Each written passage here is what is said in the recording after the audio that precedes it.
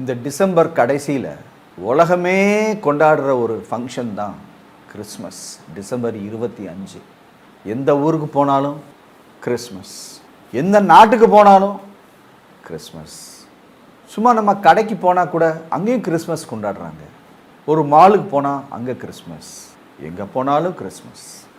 இந்த உலகத்தில் ஏதாச்சும் ஒரு கொண்டாட்டம் வருமா, நம்ம கொண்டாடுவோமா அப்படின்னு சொல்லி தான் எல்லாரும் இருக்கிறோம்.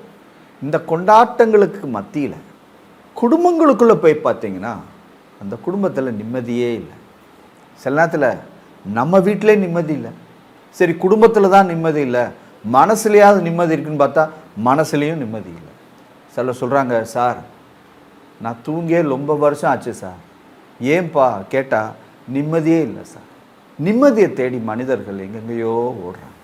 ஆனால் இயேசு கிறிஸ்து பார்த்தீங்கன்னா உங்களுக்கு நிம்மதியை கொடுக்க முடியும். இந்த நிம்மதி எங்கே போனாலும் உங்களுக்கு கிடைக்காது.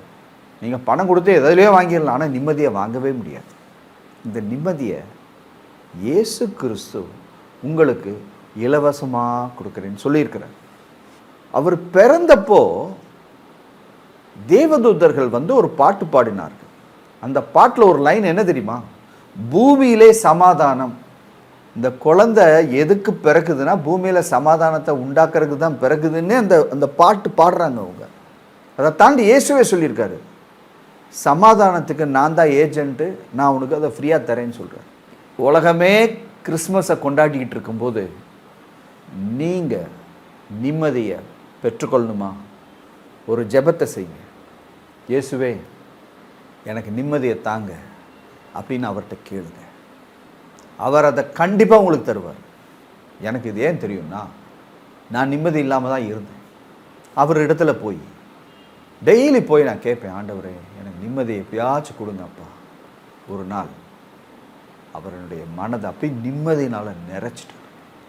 அன்னையிலிருந்து நான் நிம்மதியாக தூங்க ஆரம்பித்தேன். என் வாழ்க்கையில் இருந்த சில வியாதிகள்லாம் என்னை விட்டு போயிடுச்சு. என் வாழ்க்கையில் நிறைய தோல்விகள் இருந்தது, அதுவும் என்னை விட்டு போயிடுச்சு. மெதுவாக அந்த நிம்மதி என் மனதில் இருந்து என்னுடைய வாழ்க்கைக்குள்ளே பரவ ஆரம்பிச்சது. நீங்கள் இன்றைக்கி நிம்மதி இல்லாமல் இருக்கீங்களா? இந்த கிறிஸ்மஸ் காலங்களில் எல்லாரும் எல்லாத்துக்கும் பறித்து கொடுத்துக்கிட்டே இருப்பாங்க.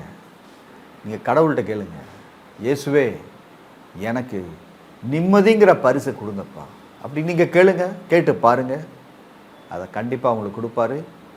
நிம்மதியாக வாழலாம், நிம்மதியாக தூங்கலாம். கர்த்தர் உங்களை ஆசீர்வதிப்பாரா.